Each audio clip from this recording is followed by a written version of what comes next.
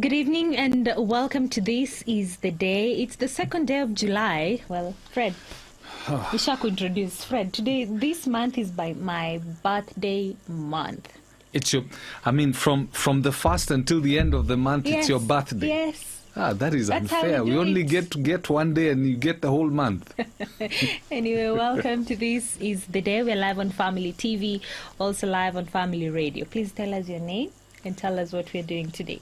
Oh, as you said, my name is Fred, and we need to brace as a country because we will soon see the return of the crazy betting craze that was part of this country a couple of, I think it was last year. And then actually for Treasury now says that more people signed in or filled in their KRA tax returns than the last year. It's very interesting. We'll be looking at this plus other stories. Well, the WhatsApp number 0786 316 316, SMS line 20316, on Facebook and Twitter at Family Radio 316. Now, we are likely to see the return of betting companies into the country. This despite the National Treasury and Planning Cabinet Secretary Ukur Yatani issuing a statement regarding the recent enactment of the Finance Act 2020 that saw the abolishment of the 20% tax on betting winnings, stating that his ministry was working towards ensuring the various taxes were maintained. Following various consultation and in line with the government's commitment on mitigating against the social vices associated with betting activities, the National Treasury and Planning says it will be proposing to the National Assembly the reintroduction of the excise duty on betting within the next 6 months. The CS further said that the introduction of the excise duty on betting at the rate of 20% of the amount staked in 2019 led to various petitions by the players in the industry seeking to have their taxes reduced. Now, Sarah, you remember this particular provision is what led to quite a number of betting companies Closing down. Closing shop in the country and leaving. However, the CS Treasury maintains that the government position has not changed regarding the vices associated with the betting. Now, we'll probably wait to see what the CS Interior, who was very passionate, I'm talking about Matiang'i, very, very passionate about betting and the ills in this country, the kind of effects that it had on young people. I remember quite a number of young university students, some of them committed suicide after betting some of the monies that, they were supposed to pay their fees with.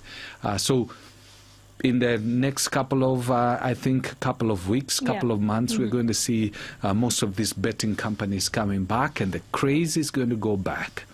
So actually, this is a move that has been brought by the Parliament. Yeah, it's the National Assembly that passed this, Well, I don't know. They were being deducted a total of about 40%. Yes, because there was 20% excise, and then there was, again, 20% withholding tax. Yeah. So if you won $1 million, 400,000 would go to the state. And so now with that, all that removed, now we are going to see something else.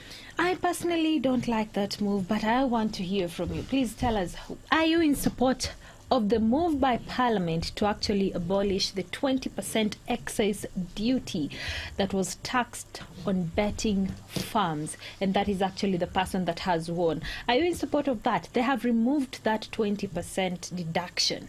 Are you in support of it or against it? And please give us your reasons. 0786 316 316, that is on WhatsApp, SMS line 20316. Well, now the Ministry of Health has reported 268 new COVID-19 cases from 2,074 samples that were tested in the last 24 hours. A total number of COVID-19 cases in Kenya now stands at 6,941, and the total number of 176,659 samples have been tested so far. Today, we report 268 people who have tested positive over the last 24 hours after testing 2,704 samples. This number brings our caseload of those confirmed positive to 6,941 out of 1,766 and 1,766,059 cumulative samples so far tested. Out of this number, 259 are Kenyans and 9 are foreigners. 160 are male, 108 are females.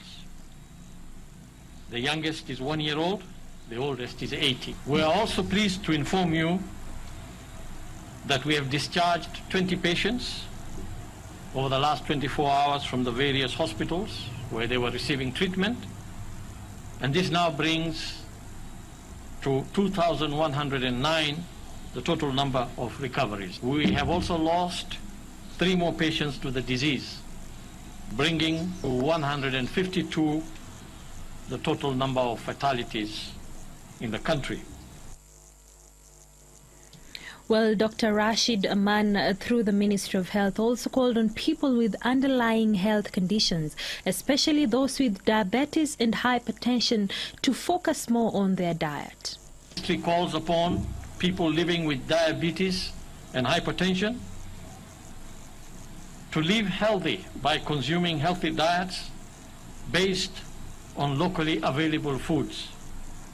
A balanced diet is critical for preventing and managing non-communicable diseases and their related complications during this COVID-19 pandemic. Eat the right portion of whole grains and cereals. Consume plenty of vegetables from all the subgroups. Green leafy vegetables, for example, spinach, sukuma wiki, traditional vegetables like managu, terere, kunde, mrenda, saga, pumpkin leaves, and starchy vegetables such as butternut, pumpkin, and other vegetables like cabbage, sweet peppers, green peas, French beans.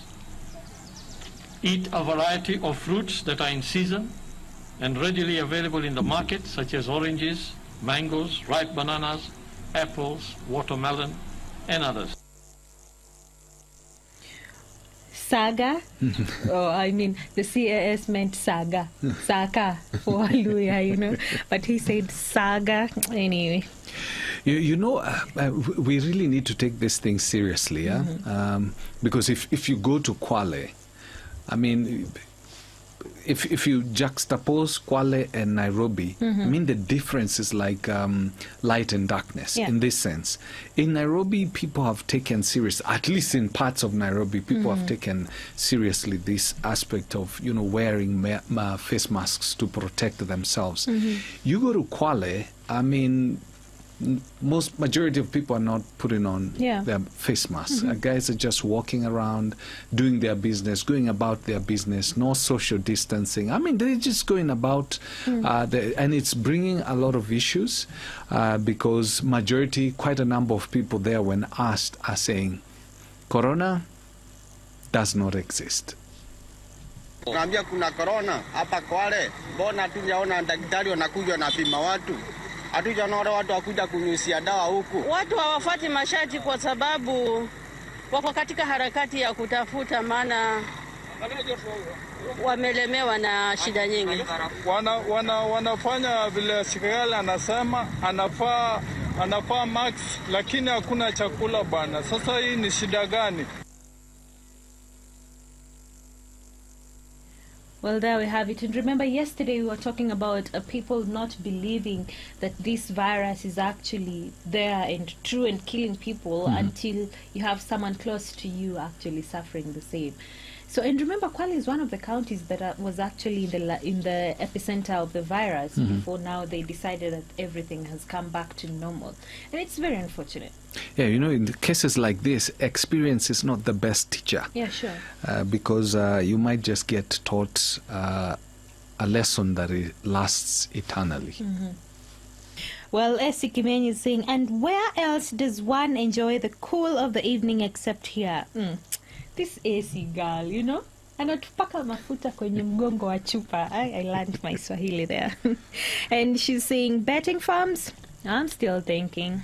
Well, all right. Eric listening in from Nyeri, thank you so much. I do support the reintroduction of betting back in Kenya. So he's in support of that. Well, kuna mwingine. This is Vincent Mulinge from Thika. Some of our members of parliament have shares in the betting companies and they are trying to increase their profits. I don't support the move. Sarah, I hope we won't be sending birthday presents for the whole month. Who said you cannot? Who said you cannot? Anyway, thank you so much. Dennis tuned in from Mombasa. Asante sana for tuning in. Hey, Sarah, this month is also my birthday month. 4th July. This is Tehila Ndiragu. Happy pre-birthday for us, Tehila. You're the people we need to take to court because of this cold. Why? You own this month. Aye. Anyway, let's find out what's happening in Nyeri, because the Nyeri County Assembly has actually passed a motion seeking to tame personal branding on government projects. The legislators are seeking to stop executive members from using their names and titles on projects that are funded by the government. This, they say, is misappropriation of money that belongs to the common mwananchi. The issue of having our portraits does not add any costs that are significant enough to warrant the issue of signboards to be assumed to be wastage of public resources. But if it was a cost that is so exorbitant, then I will be in agreement because there's no value for money. But a project worth 10 million and a signboard worth 32,000 Kenyan shillings, that's not wastage. We talk about two crucial things. One, that in the line of principle at the public finance, ensure that there's value for the money, prudent use of the resources, limited resources paid on preparation of the signboard. Sometimes we have no problem. It's because it's according to the procurement to have the signboard. But I'm asking, is there value of the money for this signboard? You know, Fred, I'm in support of that motion. I went to a school whereby there was like a stone somewhere, and this stone apparently was a foundation of something, a classroom or a staff room, because I don't know, it was never built. But what was built was officially built by Honorable so-and-so. I won't say the names. But I'm thinking, this is supposed to be a public school. This is the government project. These classrooms are supposed to be the government's business. But we are having the name of a Mheshimiwa somewhere. But if you look at what our society is made of, we insist. If I lose my relative, I will call my member of parliament and tell him, by the way, I've lost so-and-so because I need something. So Harambes in classes, you will call your member of parliament. And it's just a culture that we have pushed, I believe, our members of parliament to. Just like if you see a broke MP, oh, you will start thinking, what kind of an MP is this? He's not driving the most expensive cars. And we drive them to steal, and then we stone them. Anyway, goes back to the ballot box. And we just have a couple of months to go. To what? 2022. Yeah. It's just an year and a couple of months, so we can as well say couple of months. Anyway, there is an interesting story, and now preachers in Machakos are calling on the government to give them a monthly stipend to help them survive during the tough economic times that are caused by the pandemic. According to the religious leaders, the closure of places of worship has greatly affected their responsibility in the churches, which they say was their source of income. Ambao wanahitaji kula.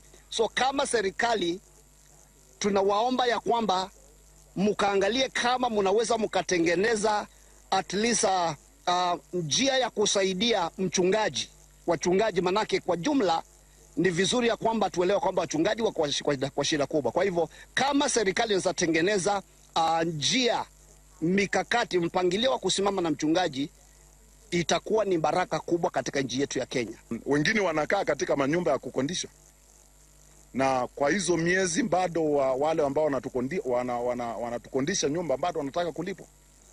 Kwa hivyo tungeomba pia makanisa yafunguliwe ili tuweze kuendelea na maisha yale ya kawaida. Wengine wetu tumekomboa manyumba ambao tunaendesha makanisa kule ndani. The preachers want a monthly stipend from the government. Wewe unaonaje hiyo story?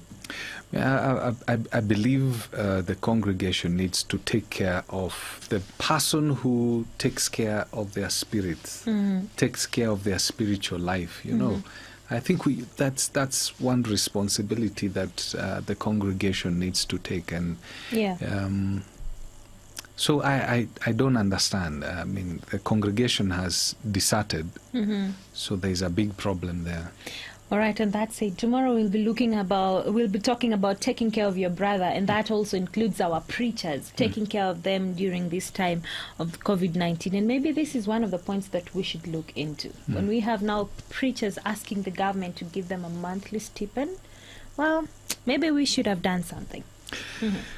Anyway, more than 4 million Kenyans filed their tax returns by June 30th, 2020, as required by the Kenya Revenue Authority. 4 million. The taxman says that this was a 25% increase compared to the previous year, where only 3.6 million taxpayers beat the deadline. Elsewhere, the Ethics and Anti-Corruption Commission has arrested a senior Kenya Revenue Authority officer and his driver for allegedly soliciting and receiving a 10,000 shillings bribe from a Tanzanian. EACC detectives arrested Mr. Albert Bet, the KRA officer in charge of the Kilifi station, and his driver, Joel Zadok, after receiving the bribe from Miss Zamda Swale. Mr. Ignatius Wekesa, the EACC Upper Coast regional boss, said that the anti-graft agency arrested the two after they received the treated money from the complainant in order to release her vehicle bearing Tanzanian number plates. Kuanzia hiyo Jumatano ya wiki ambayo imeisha, sisi na officers hapa wamekuwa wakifuatilia hiyo case, wamefuatilia hao maofficers kwa muda, na kwa bahati mzuri leo walipatikana. Alafu sasa wamekuja, wameletwa hapa kwa ofisi, tuko tunafanyia hao processing. Tukimaliza tuendelee na uchunguzi, na hao watapelekwa katika kituo cha polisi cha Malindi, ambapo watapewa kama ni bond wapewe, wakingojea uchunguzi ishe. Well, Fred, 10,000 landed this too in the courts. I don't know what their fate will be. But again, there is also an interesting part of that story. We have 4 million people that filed their returns this year. And they're saying, according to the taxman, it's a 25% increase. Well, look at the population of our country. Let's just do some math hapa kidogo. We're about 47 million. Now, only 4 million filed their returns. So we have 40 million roughly, or even 43 million hapo that didn't file. Tuseme the majority are young people, so let's give it 20 million. So what happened to the other 20?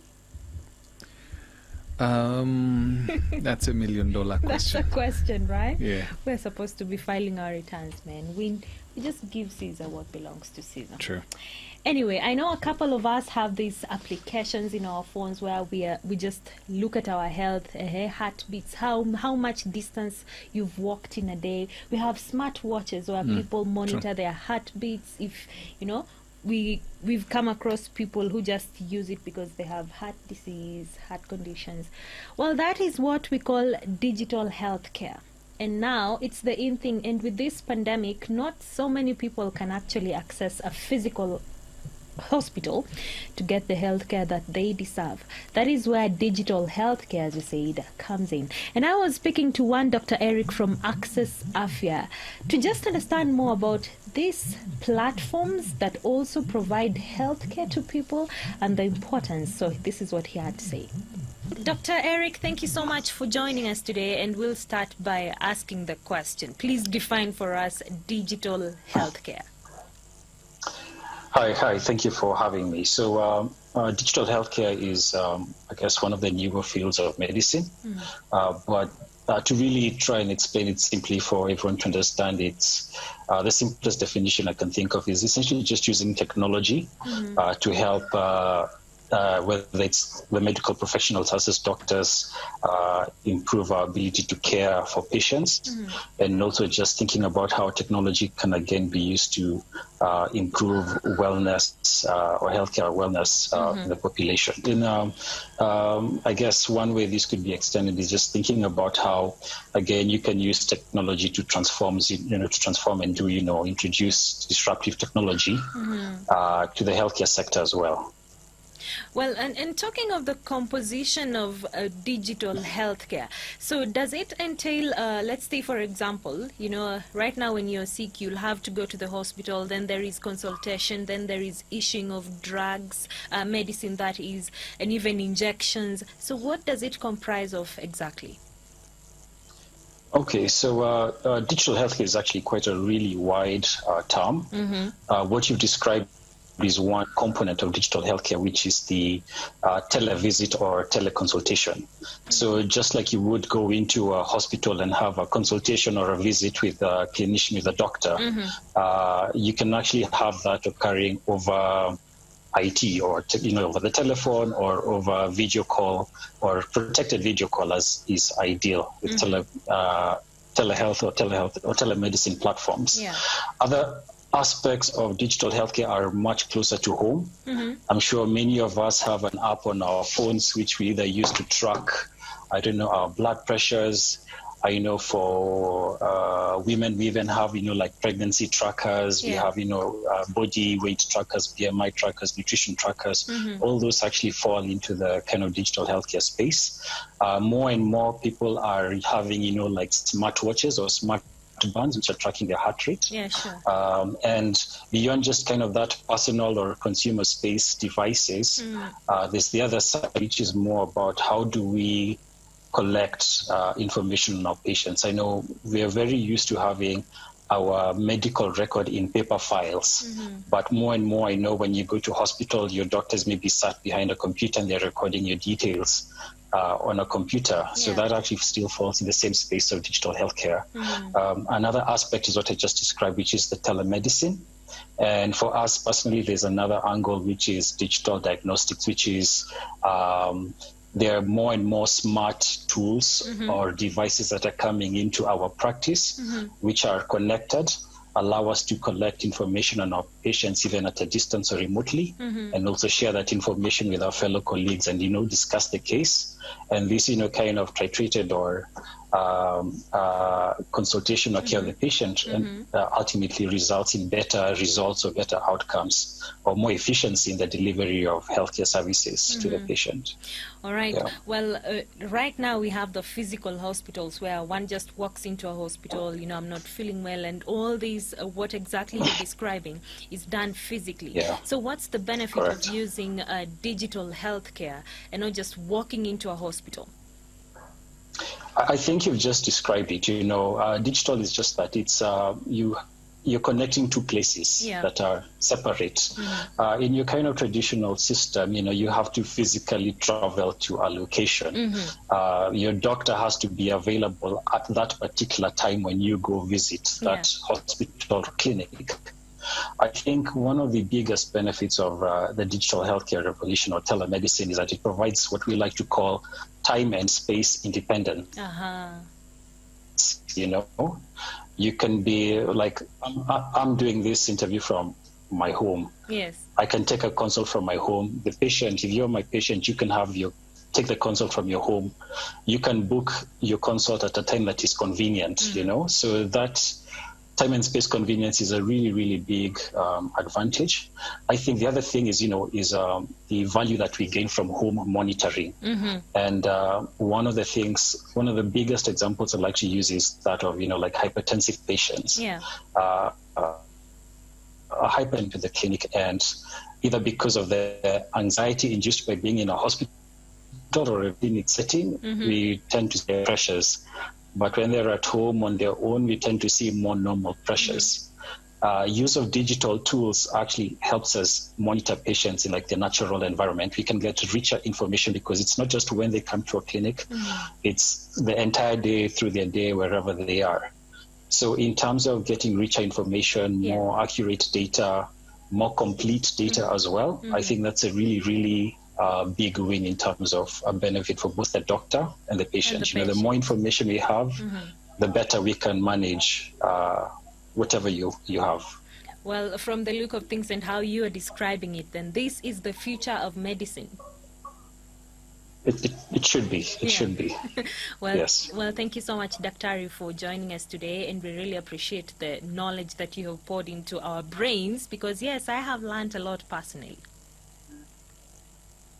Okay, thank you very much for having us. Well, yes, Dr. Eric there said that it is important to actually embrace a digital healthcare, because yes, it's the same thing. Even the phones right now, you buy a phone and it has an application for health where you can actually track and see where you are when it comes to your health. Paris is saying, hey Sarah and Fred, what did I hear? Betting is a no. It really makes me sick. Social media, corona, betting, etc. May God have mercy upon our families. It's under an attack, but we are strong. In Jesus' name, amen. Thank you so much, Paris, for tuning in today. I feel the preachers and Fred, you're right. We're supposed to be checking out on them. This is Esi Kimenyi. Kuna mwingine Eric from Nyeri. I am in support of the Nyeri County MCS because public money is being misused with posters and billboards which aren't helping us, the people of Nyeri. So he is in support of the motion. Kiprono Gideon tuned in from Kericho. I do support the comeback of betting once again. Juu inasaidia masafaras. You know. This is Dennis from Mombasa. I think some of the MPs have shares in those betting companies. But as for me, I don't support that. God bless you. Bless you too, and thank you so much for tuning in. Hey, Sarah, my name is Monica, and I love the show. Thank you so much, Monica, for tuning in today. Lafu kuna mwingine. Let me get this. Joseph from Kiserian. Praise God, Sarah and Fred. Hope you're doing fine. In regards to today's topic, I'm not in support of eliminating taxation on betting. First, I'd wish gambling is abolished in Kenya. We all know that's not going to happen. Anyway, tax should be raised on it because it's an addictive habit. I think cigarettes, alcohol, gambling, and pornographic sites should be highly taxed, that is. They are some of the sectors 70% of Kenyans are hooked on. Then after doing so, they reduce taxation on food products, clothing, and shelter. That is the view of Joseph from Kiserian.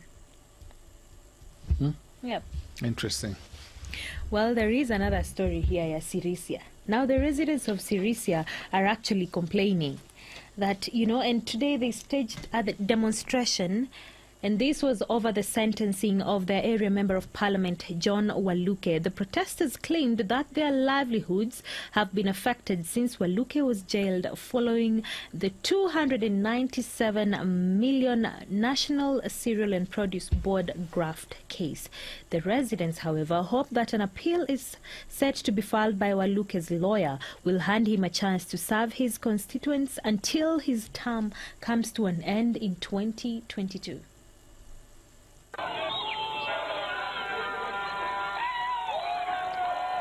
Hasa sisi vijana wa Sirisia, tangu mheshimiwa ashikwe, sisi tunaumia sana.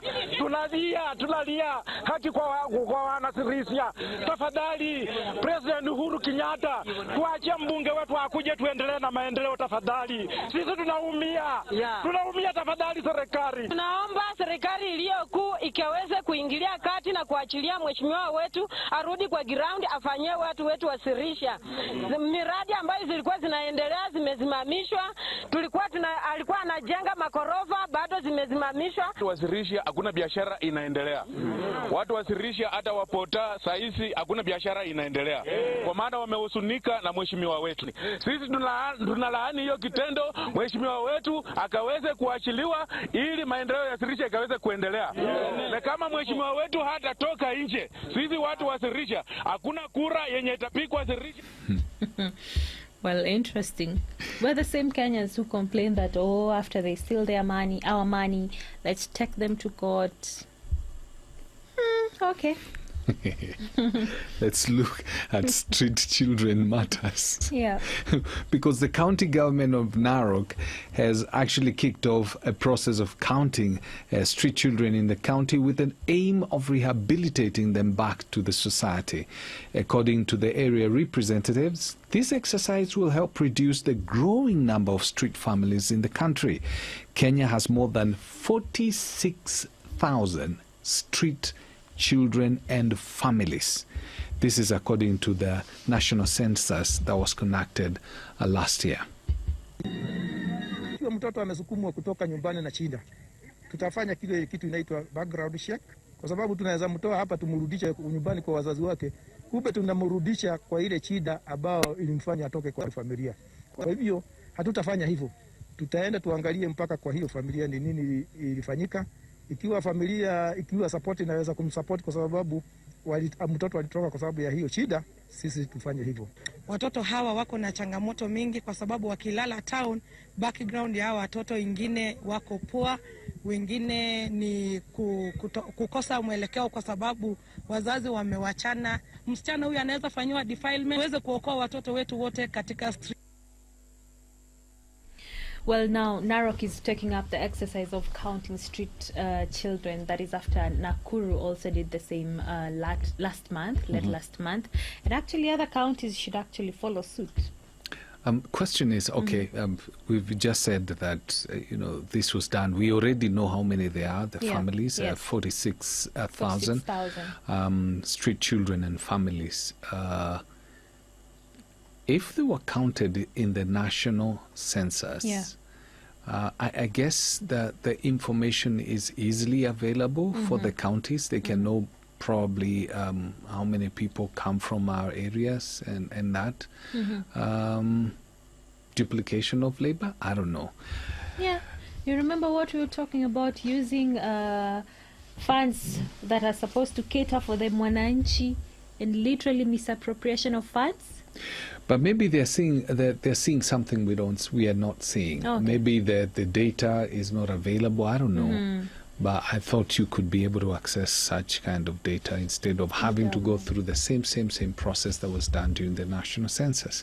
Because I don't think there could be, if there's a change in the number, it can't be over 100,000, can it? Yeah, no, I don't think so.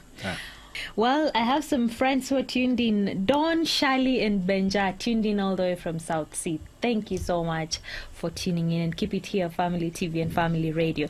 Well, Alice Machakos, that is Masaku, where we have preachers who are actually asking for a stipend, she's saying, hello family, I'm present, surprised that nowadays the breaking news is all about corruption. Oh, I wish we had a constitution that allows us voters to vote out corrupt leaders. Alafu, hey guys, this is Kevin. They should ban or increase taxes on these goods because they are killing the youth. Seriously, hawa wananchi wa Sirisia wanataka nini? Waluke is using these people and they can't see it. Enyewe, lack of knowledge is bad.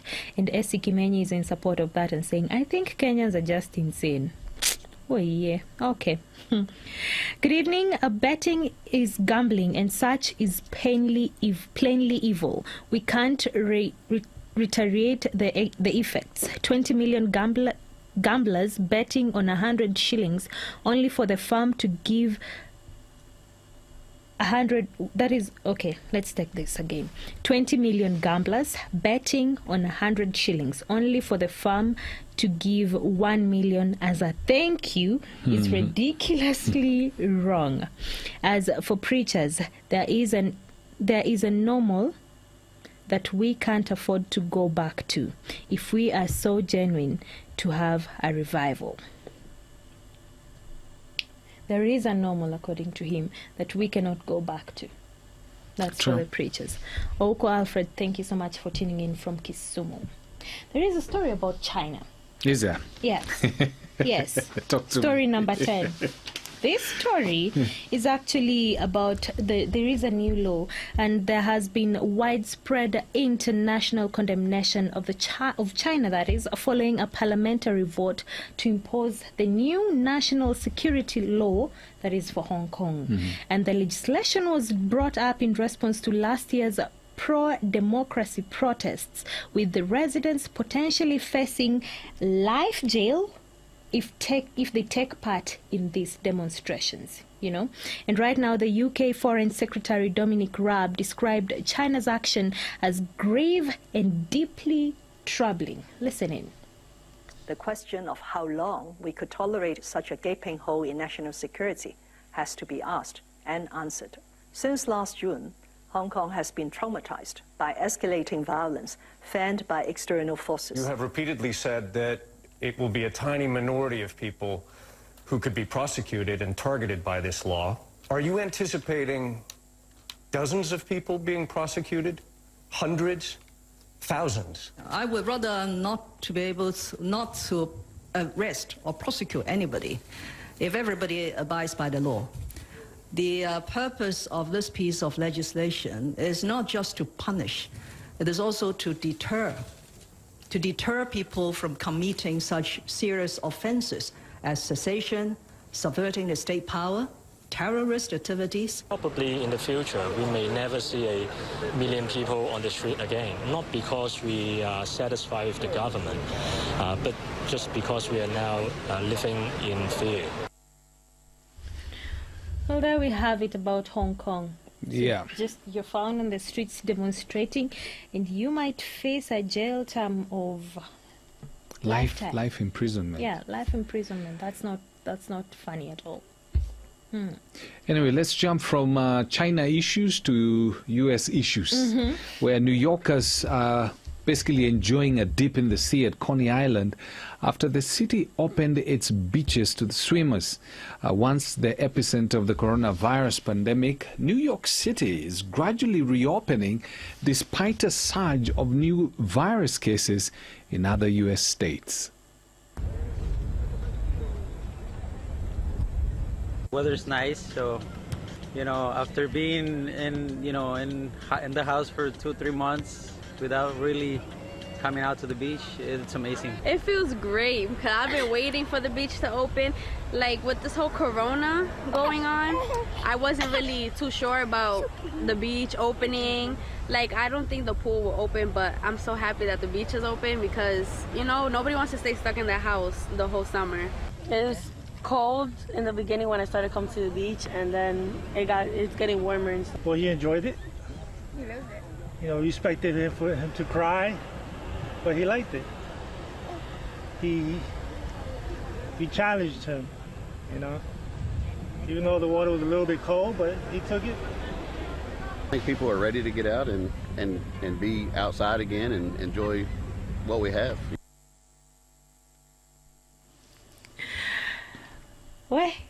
Kukifunguliwa huku kwetu. Some of the things that I've heard people will do. Yeah. That way. I don't know. But it has been how many months? 3 months now. Yeah. And literally everyone can't wait for the 6th. That is on Monday. To just get to hear what the president will say.